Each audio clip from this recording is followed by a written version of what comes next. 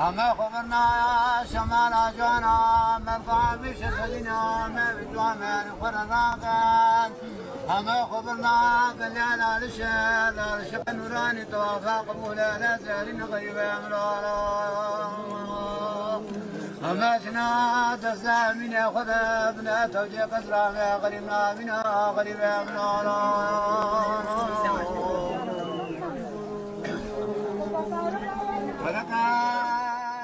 Northern Iraq, 2011, April.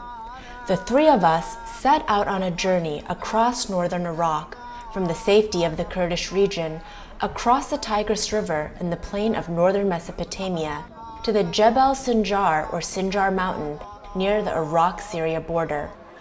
The wide plain between the Tigris and the Sinjar, just north of Mosul, is still far from secure, but we have an important goal.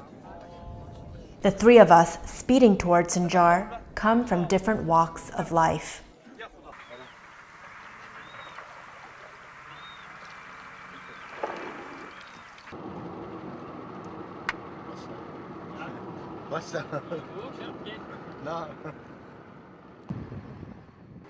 Ali is a Yazidi taxi driver from a Yazidi collective village in the Kurdish region of Iraq. Ali was born in a small village just on the banks of the Tigris, which was destroyed in 1985 by Saddam Hussein to make way for the Mosul water reservoir, the sea or Bahr for locals. Ali was then moved along with his family into a new village.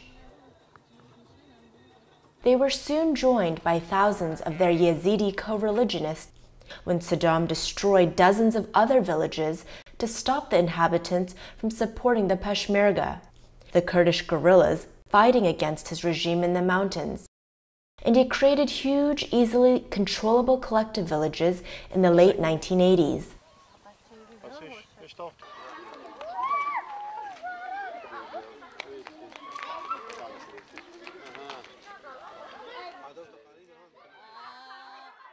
As a young man, Ali sought work in Baghdad and Basra, but later returned to the Kurdish region and is now the main provider for an extended Yazidi family living in the collective village of Hanke.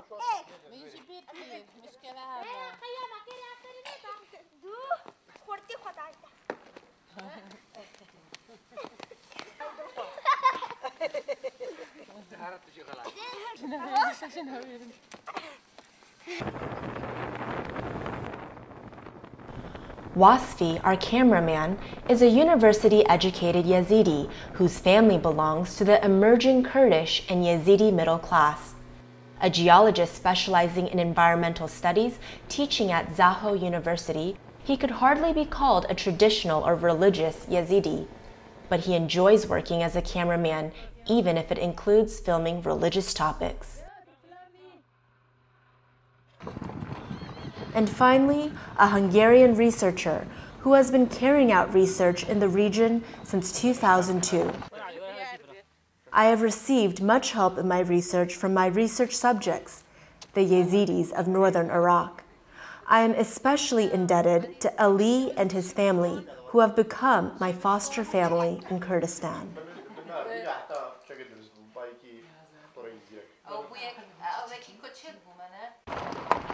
On this April dawn, we are setting out to hunt for the most sacred object of the Yezidis, the peacock standard, to film the ritual that Yezidis call the parading of the peacock. The peacock standard is more than a mere object. It is the symbol of the Yezidis. And the parading of the peacock is the ritual which most reflects both Yazidi history and the profound changes Yazidi community in Iraqi Kurdistan is going through at the present time. The Yezidis, a little-known people in a little-known land, Iraqi Kurdistan. Kurdistan, the region populated by Kurds, is divided among 4 countries. More than 5 million Kurds, a non-Arabic ethnic group, live in Iraqi Kurdistan in northern Iraq. Though equal partners of the Iraqi state on paper, Kurds were often repressed by the Baghdad government, leading to frequent armed clashes during the 20th century.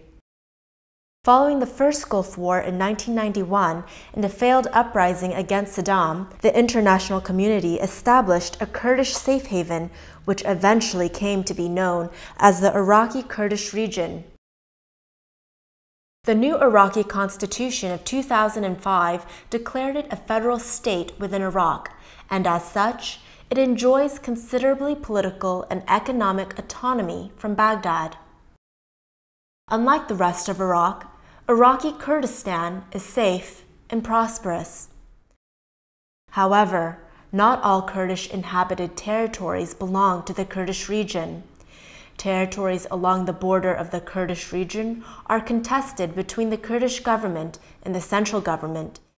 The same is true for Sinjar Mountain, a Kurdish-speaking enclave on the Syrian border where many Yezidis live.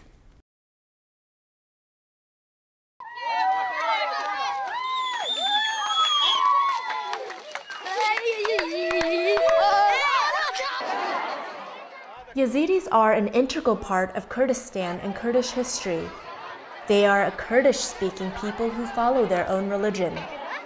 Though Yezidism is historically related to Judaism, Christianity, and Islam, it is so markedly different from these religions that there can be little doubt that it should be treated as an independent religion.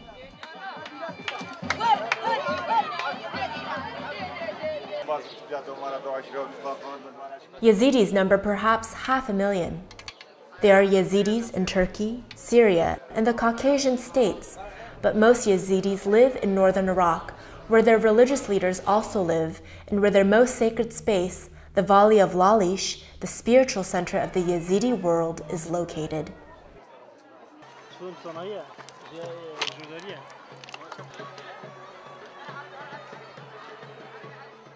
Yezidis live scattered in the northern part of Iraqi Kurdistan. Roughly half of the Yezidis live east of the Tigris River in the territory controlled by the Kurdish regional government. Another huge group of Yezidis live some 200 kilometers to the west, in the Sinjar region near the Syrian border, surrounded by the Arab and Turkmen tribes of the plains.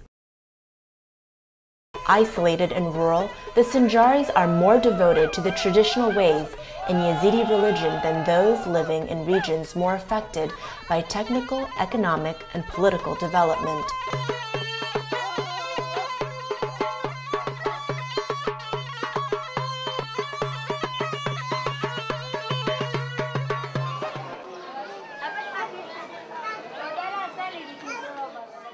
Little is known about the origins of the Yezidi religion. Yezidi tradition traces the roots of their religion back to the first man and prophet, Adam. Modern educated Yezidis, and many Muslim Kurds as well, claim that Yezidism was the original Kurdish religion before the advent of Islam.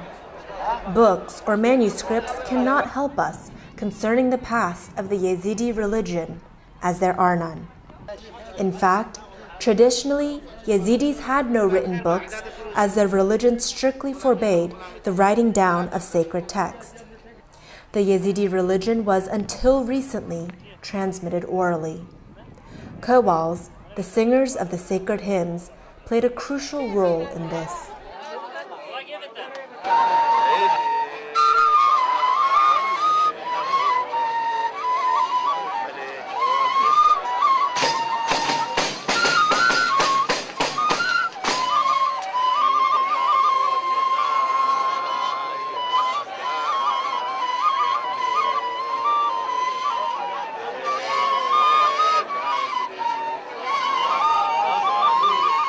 The schooling of Qawwals took long years, and only a man with a prodigious memory could hope to be successful. Though men from certain other priestly castes can also learn some, or even many of the hymns and recite them, only the Qawwals may play on their sacred instruments, the tambourine and the flute. Consequently, some rituals can only be performed when Qawwals are present. During the centuries of oral tradition, it was the Qawwals who were ultimately responsible for the survival of the Yazidi religion and Yazidi identity. Their activity ensured that Yazidi oral tradition remained more or less uniform, instead of splitting into hundreds of local sects. Only the son of a Qawwal may become Qawwal, and tradition demands that all the Qawwals live in the twin villages of Bashika Bazani, just east of Mosul.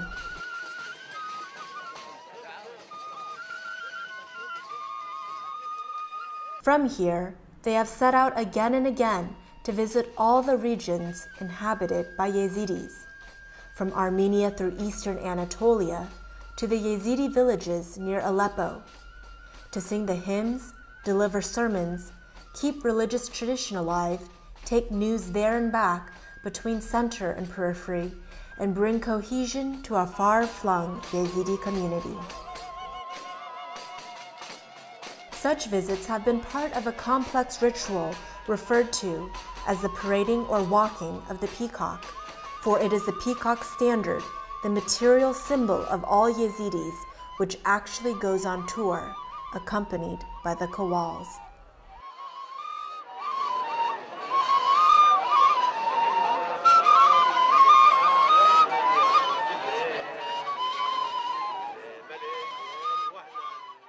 The most sacred objects of the Yezidis, usually well hidden from the prying eyes of strangers, are the sanjaks, or standards of the peacock, bronze images representing the peacock angel.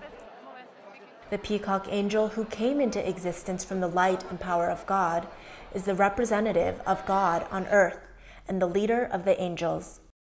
He is also the protector of the Yazidi people who follow his religion. His image, the peacock standard, was not made by human hands, but created by a miraculous power. As Yazidis are quick to point out, the peacock standard is worshipped as a symbol of the peacock angel, but not as an idol.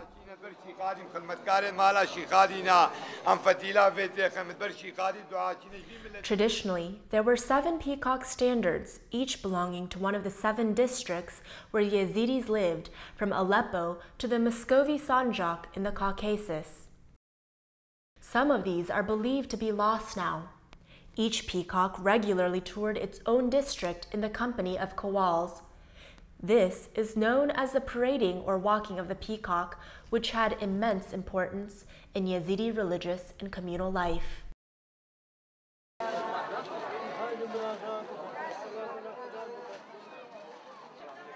Hardly any non-Yazidis have witnessed the parading of the peacock or even seen the peacock standard so far.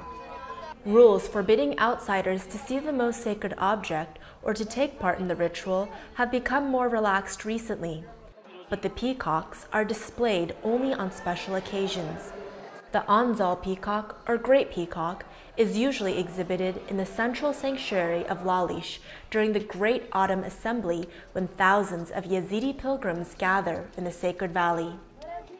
This peacock traditionally tours the territory roughly corresponding to what is today the Iraqi Kurdish region, where I usually do my research, so I hope to witness its parading. However, as it turned out, it has not walked since 2006. This left the Sinjar a far more traditional area where the ritual is still carried out despite the political, economic, and security troubles besetting this impoverished region.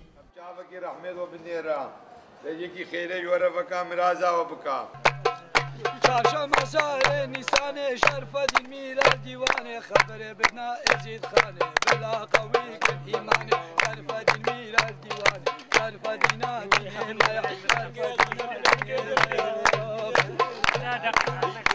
دینا خبر بدنا رشق ولیا بلا بدن رشق زیا وشرف دین میراد عدویا شرف دینا دین ما شرف دینا دین ما.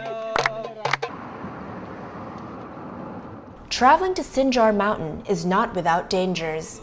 The Sinjar itself is under the control of the Kurdish army or Peshmerga forces, whose frequent checkpoints provide relative security in the region, though occasional kidnappings of Yezidis still occur. However, the road between the Kurdish region and the Sinjar is controlled by the Iraqi army and leads through territories rumored to be sympathetic to the Al-Qaeda. Though the situation had greatly improved by the spring of 2011, and many Yezidis passed safely back and forth between the two regions in daylight, still, many worried that an obvious foreigner might prove too tempting prey for kidnappers.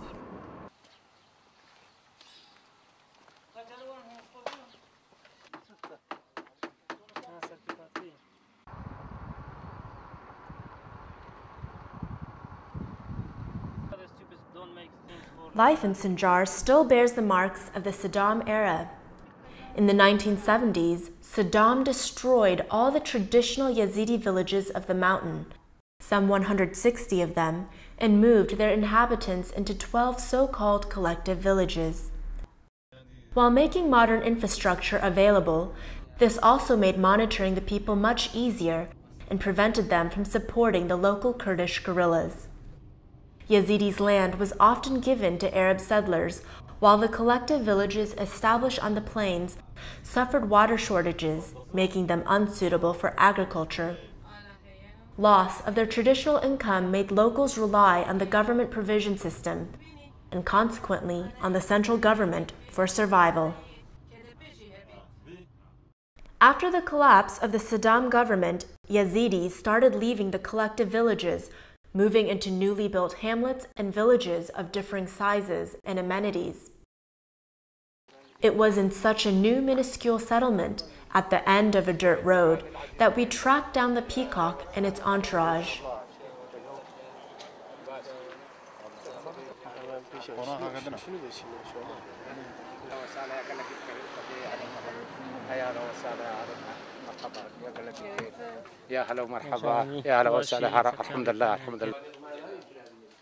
By the time we arrived, most of the rituals were over, and people were finishing the ceremonial meal that is a part of receiving the peacock and its entourage.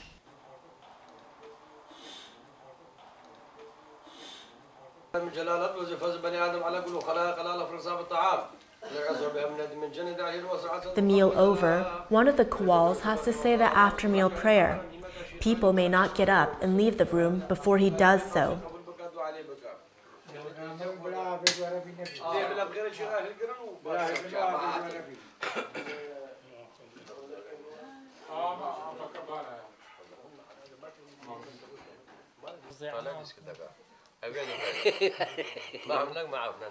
After the meal, the Qawwals call out, "Come and pay pilgrimage to the peacock."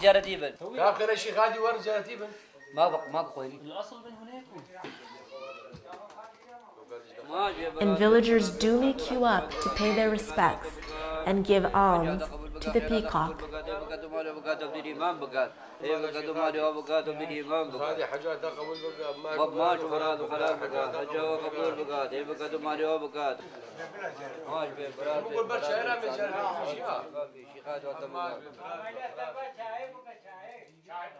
The peacock's standard is flanked by the two Qawwals acting as Sanjak Begi, or standard bearers.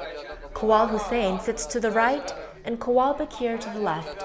Qawwal Hussein, still in his mid-30s, has led a tumultuous life, caught up in the political upheavals of the region. As a young man, he joined the Peshmerga, fighting against Saddam's regime. While at home, in between his traveling duties as a Qawwal, he took part in attacks against Iraqi army and police bases. Until one day, while touring Sinjar with the peacock, he was arrested. A captured comrade had given his name. He spent the next 2 years in an underground prison where he literally didn't see the light of day. These days, he has withdrawn from politics and devotes all his time to his activities as a Qawwal.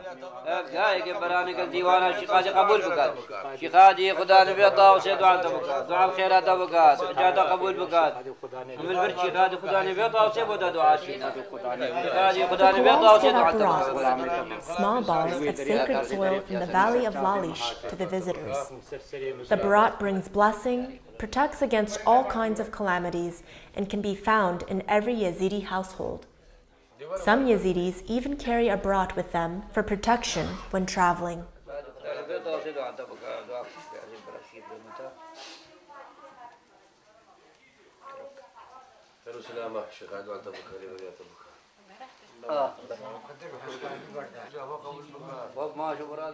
Next to the Kawals sit two religious dignitaries also belonging to the entourage of the peacock, Sheikh Berkat, the Sheikh al-Wazir or Minister of Sheikhs, and his son Sheikh Hassoun. It was thanks to them that we were able to track down the peacock. As I have said, the Sinjar peacock is not easy to find. Most people in the Kurdish region did not even know if it would make the tour this spring, let alone know its schedule. We were near giving up on our plan to film the parading of the peacock when luck intervened. In the early spring, I went to visit the Yezidi festival of Sakra Jinn, Lord of the Jinn, in a mountain gorge just next to the village of Bozan. I had got the date wrong as the feast took place a week later. But at least, without a crowd of pilgrims, I could sit and talk with the family whose members are the guardians of all the shrines of Bozan. As it turned out, the head of the family, Sheikh Berkat, was a Sheikh al-Wazir, or Minister of Sheikh, one of the hereditary Yazidi religious dignitaries. And as the Minister of Sheikhs, his religious duties included accompanying the Sinjar peacock on its tour, together with his son Sheikh Hassoun. In fact, the peacock had started walking already a month previously, but the two men had briefly returned home, as Sheikh Berkat had to attend a meeting of religious leaders in Lalish. Contrary to my fears, it turned out that they liked the idea of having the parading of the peacock filmed, and provided me with the exact schedule of the peacock through Sinjari villages, as well as a cell phone number. The idea of searching for the peacock with the help of such a device may sound jarringly modern, but it certainly came in handy when we had to track the peacock among the newly built, nameless, and tiny hamlets, especially as the torrential rains of the previous week, which had destroyed houses and roads and made travel impossible, also made the peacock run late on its planned schedule.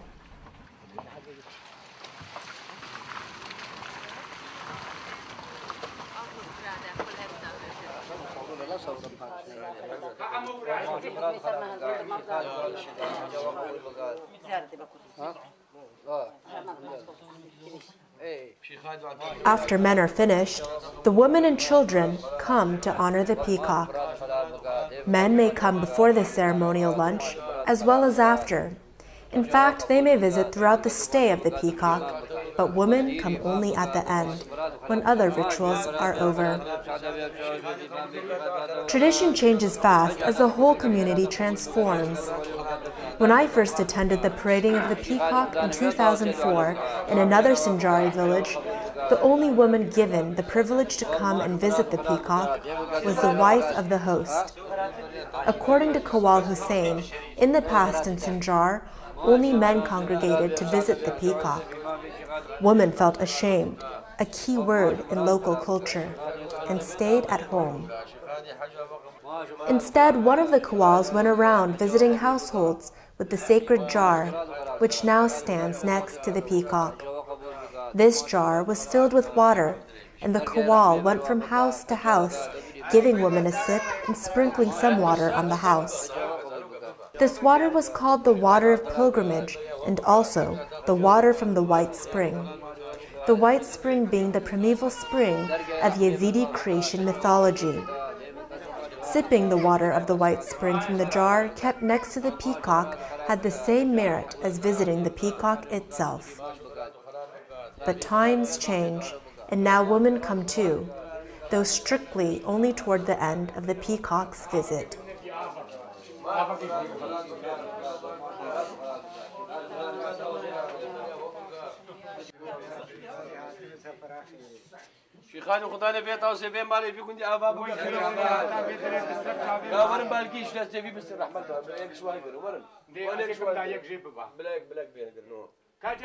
When there are no more people queuing up, it is time to go. After a short blessing, Kawal Hussein starts to dismantle the peacock standard. The parading of the peacock was perhaps the most important ceremony of Yezidis for centuries. The political events of the last 100 years have changed that. Parading has long ceased in Turkey and the Caucasus. Not so long ago, the great or Anzal peacock used to walk the central district in the Kurdish region 3 times a year. Not anymore. The last time it walked was in 2006. Nobody is quite sure of the reason. Parading the so-called Aleppo peacock in Syria stopped and started again. Kawal Hussein last accompanied it to Syria around 2007 or so. For the foreseeable future, there is no hope of sending it again to the Yezidis of that war-torn country. At the moment, the Sinjari peacock is the only one which is still regularly paraded, although only once a year instead of twice as in the past.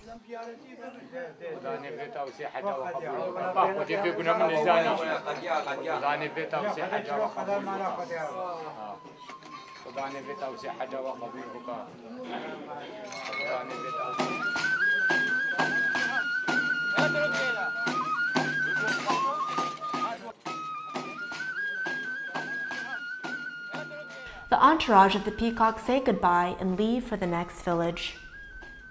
I'm just telling you. Yeah, okay. It's good you're telling me because anyway.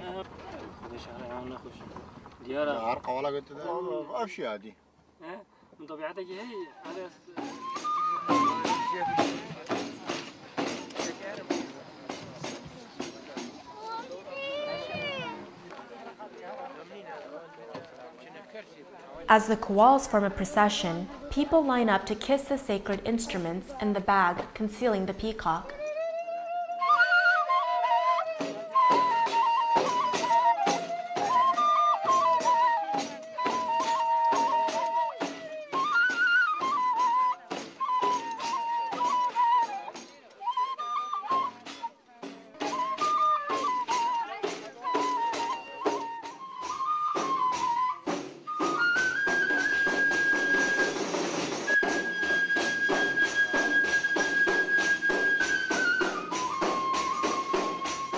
Inside, they set up the sanjak to the accompaniment of the music of the Kawals on the sacred instruments.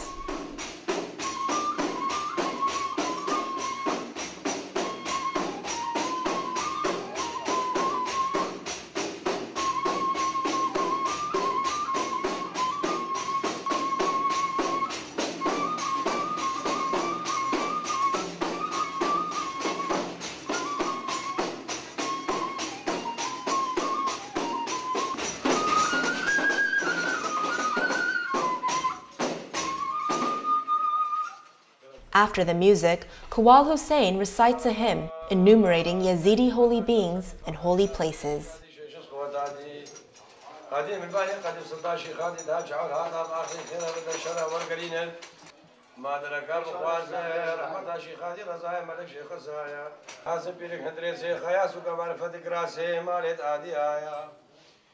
وقدر تريكان ياسبي ازين من قبض بدو سجا ازين ناس الدين الشيخ مادي فخرا خاتنا فخرا فخر دادي آيا مادين وبابادين الشمس فخر ميرا ديوان الفقيرة الدهر بادين بقدر قيمتك يا شيخ هادي عليك السلام يا شيخ هادي وارد رحمي مرازا نا حاجي مرازا قد مرازا بكي كسب قنا غفر يقنا تبي هوا كسنة تقول باقي رحمة سلايا في الآخرة ما شيخاني وكيل وزيرا ما لا تدري شيخاني ما بكا شيخاني خدام بكا دوما خيري خدام بكا سفر خيري بير ما بيقول دي إذا شافوا حد ودا دينا دين صار دينا دي بقى ولا شيء كلام كجاري دي كلام كان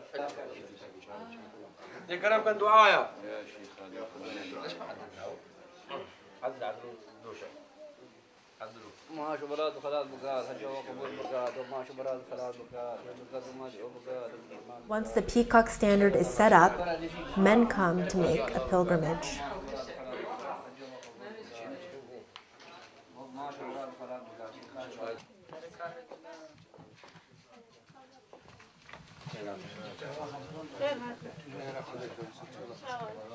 The candlestick of Sheikh Shems and the sacred jar are set up in a different house, yet another site of pilgrimage under the charge of Fakir Hamid.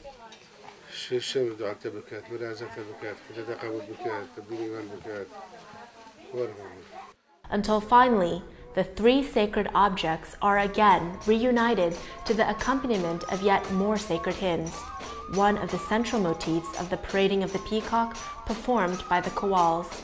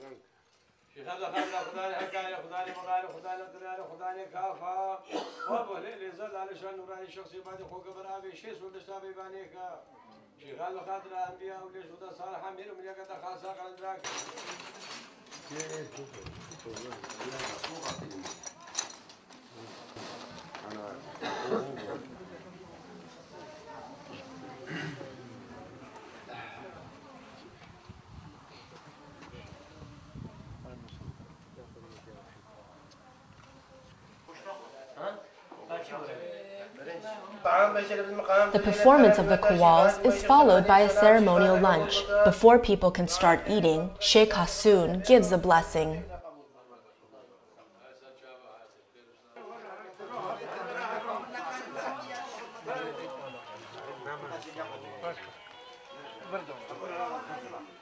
Such meals are an obligatory part of the ritual, no matter the time of day.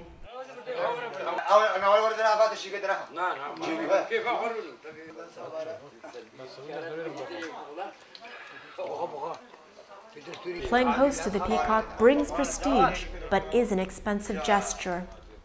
The host has to provide a festive meal, not only for the entourage of the peacock, but also for all the visitors who come to make a pilgrimage to the peacock, which can be quite a crowd. Most people taking part in the ceremony today do not live here, but are members of the extended family or their friends who come specifically to see the peacock. The settlement itself consists only of 4 houses, and on normal weekdays, this small hamlet is nearly empty.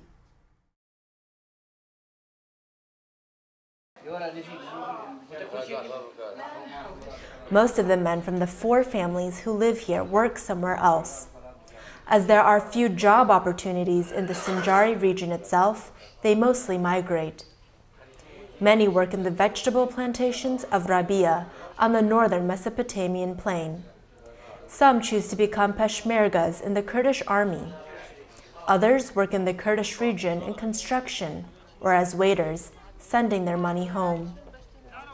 This money is sorely needed as the villagers do not cultivate land or keep sheep. They claim that this piece of land is not fit for agriculture, while feeding sheep has become very difficult due to the drought which has plagued the region for years. Even many of those who had continued herding have been forced to sell their sheep in the past few years.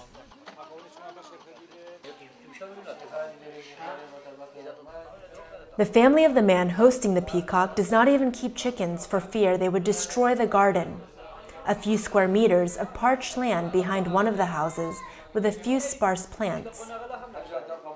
Everything indicates that the decades spent in a collective village relying on state rations have robbed them either of the skills or the wish for the traditional ways of making a living.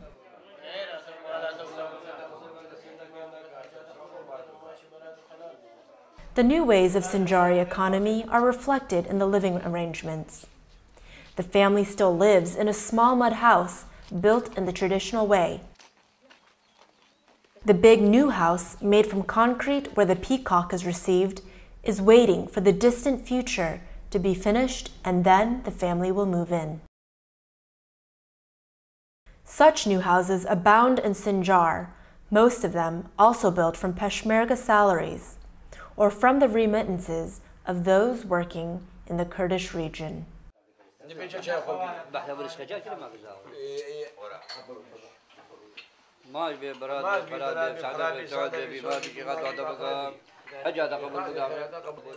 The parading of the peacock costs money, not only for the host, but for all those who come on a pilgrimage to the peacock.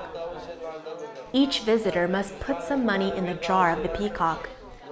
Some give only a symbolic amount, while others, reflecting on their social position in the community, make significant contributions. Some of this money goes to the Qawwals and the religious dignitaries accompanying the peacock, while the rest belongs to the Yazidi prince, the rightful owner of the peacock, making up a good portion of the income of the princely family.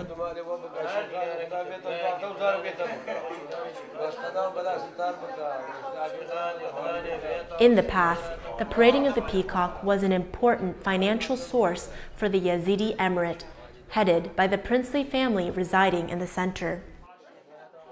At the same time, taking the peacock around provided an important channel of communication and contact between the widely dispersed Yazidi villages and the central power, embodied by the Yazidi prince and other religious leaders.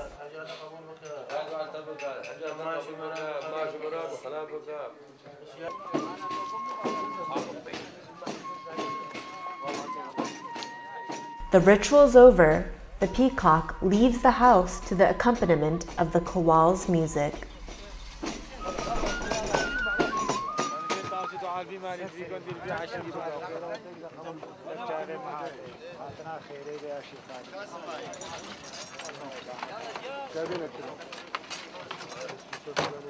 قوالو أو بابا شيخ تلب Something stuck in the car.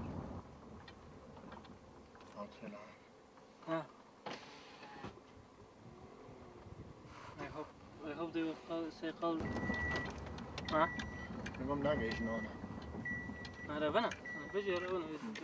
Our third stop was the largest of the three settlements, a real village, though in fact it is inhabited by one single extended family, with all the inhabitants related to each other.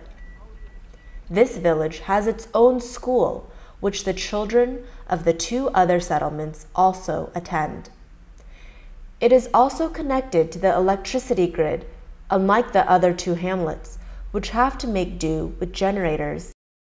The wife of our host in the second village thought this was because the third village was so much larger, but others argued that the reasons may be political, because the head of the third village belongs to the same Kurdish political party as the mayor of the nearby collective village, which is the administrative seat for this district. The yellow KDP flag and the Kurdish flag with the sun disk over the school and other official buildings proclaim the Kurdish identity and the political affiliation of the village.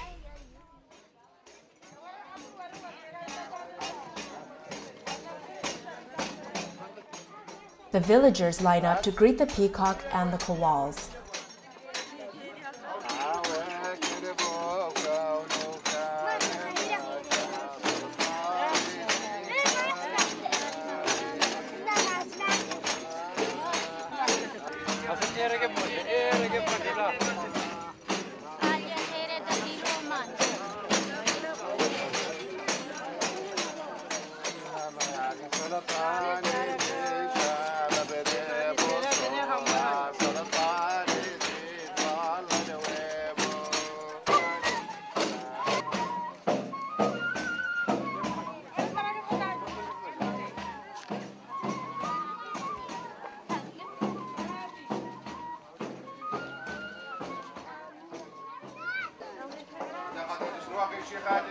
Inside, the peacock is being set up.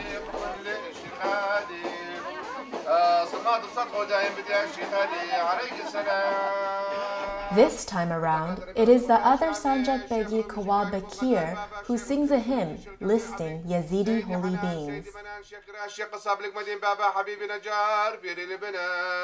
البركة رمضان سلطان يزيد شريف كنيا شيخ هادي عليك السلام مدى خادر ديوان عمر خاله زي وسجر حج محمد كفر زماني هاجال من آل بكر بيري شبيري من أبابيري مقدار يا شيخ هادي ديوان رحمة مرازانا كسك سكت مرز بكي كسب كنا غافر كنا وسد البانك رحمته سرايا وبرايات آخرته ودوما شيخ هادي وبيروزي ودوما خيره وخير معلي وبيروزي زي مشاهد حاضر شيخ هادي خداني بيرضو على بك دعاء اتفاق وبك دعاء الإيمان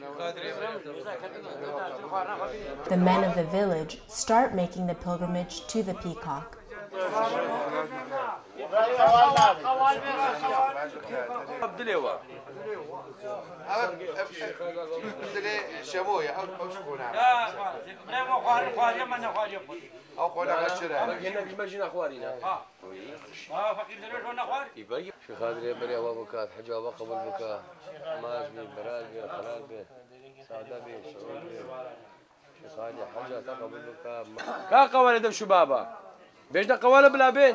Where are the kawals of the tambourine and flute? Kawal Hussein calls out, initiating yet another session of hymn singing.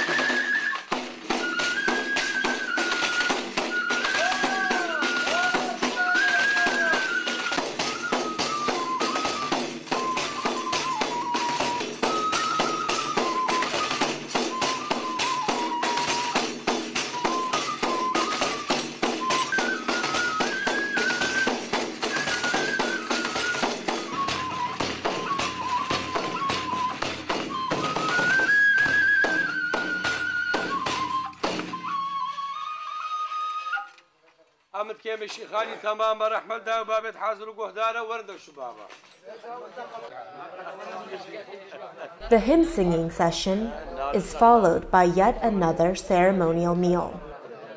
Kawals are sometimes forced to eat 5 lunches in a row, though this time Sheikh Barkat bowed out, claiming the frail constitution of a man of his age. The pilgrimage to the peacock continues.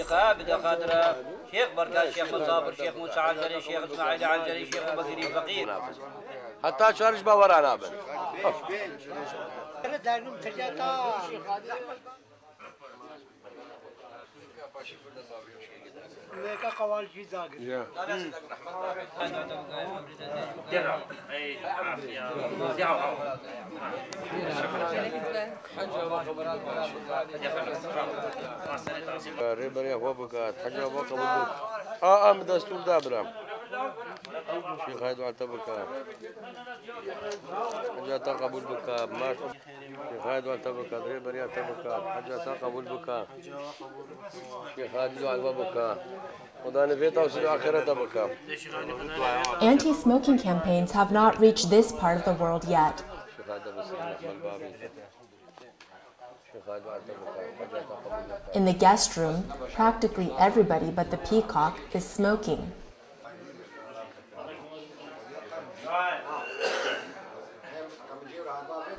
Wasfi, our cameraman, can no longer stand the smoke and leaves the room, thus unfortunately missing the first part of Kuwal Hussein's sermon.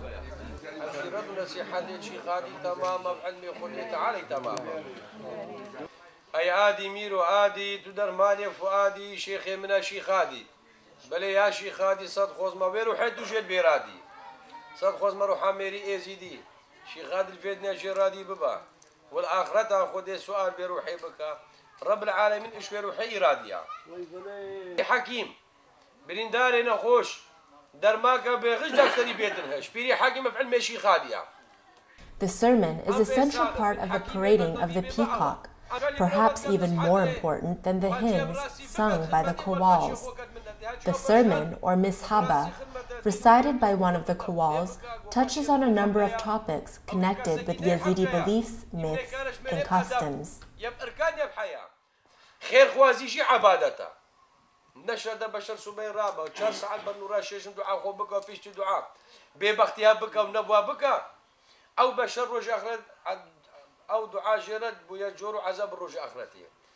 It also contains moral exhortations to Yazidis on how they should live life.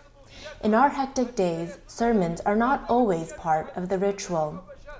Visitors, preferably of high social standing, have to request and prompt the Kowals to give one.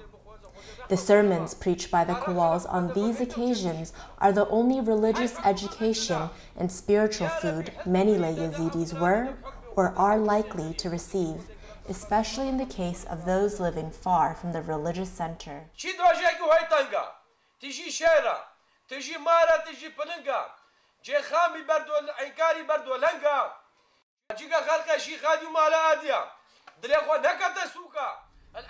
The parading of the peacock played a critical role in maintaining and preserving Yazidi oral tradition, and through it, Yazidi religion.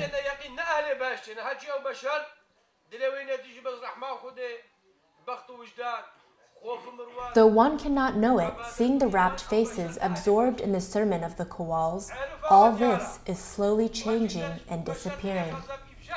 The Sinjar peacock is the last one to walk. The reasons given are manifold, but the demise of the parading of the peacock seems to indicate the end of tradition in a community undergoing rapid change. Religion and traditional customs are being eroded, especially where modern consumers' society gains a foothold. Nor do the Kowals play the same crucial role everywhere as before. As immensely important as the Kowals have been in transmitting and keeping alive Yazidi religion, today their days seem to be numbered.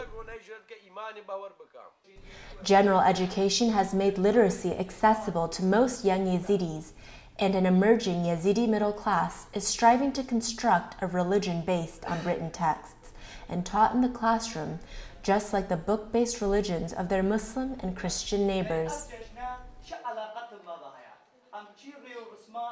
Books are gradually replacing oral tradition, and their writers, who are school-educated, are taking the place of Kowals. In the past, Kowals were also much respected as men of the world who traveled far and wide. Today, when travel has become much easier and migration an everyday phenomenon, this is no longer a source of respect.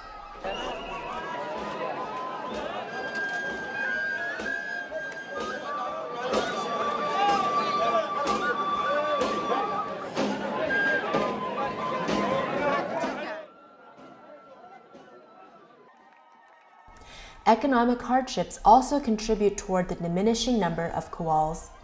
These days, Kowals, just like all other men employed in religion in Iraq, whether Muslim, Christian, or Yazidi, receive a state salary.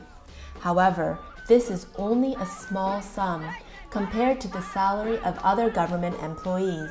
Qawwals must support themselves from alms, which may be the traditional way, but it is uncertain and does not have the same prestige as a fixed salary.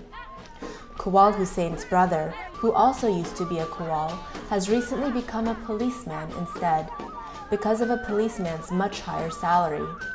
The number of Qawwals has dwindled to less than a dozen, and their future is uncertain. If this trend continues, with hardly any Qawwals left, the peacock may one day stop parading, even in the traditional Sinjar region. Or even if it continues, it will change, becoming a mere memory of itself.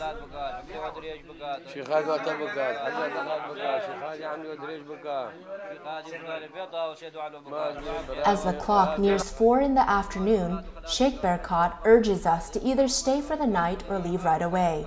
The roads of the Sinjar are not safe at night, so we heed their advice and start back on our way.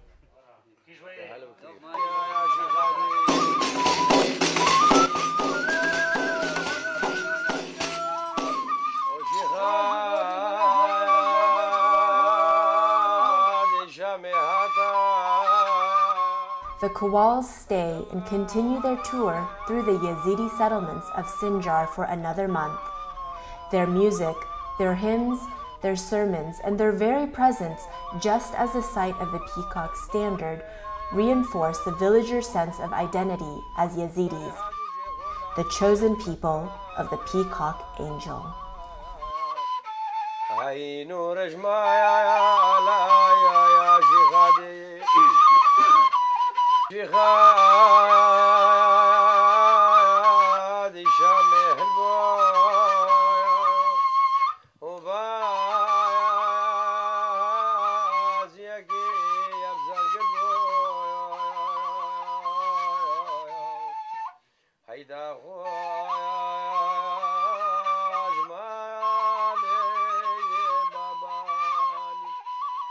مكان شيخ هادي عليه السلام يبذل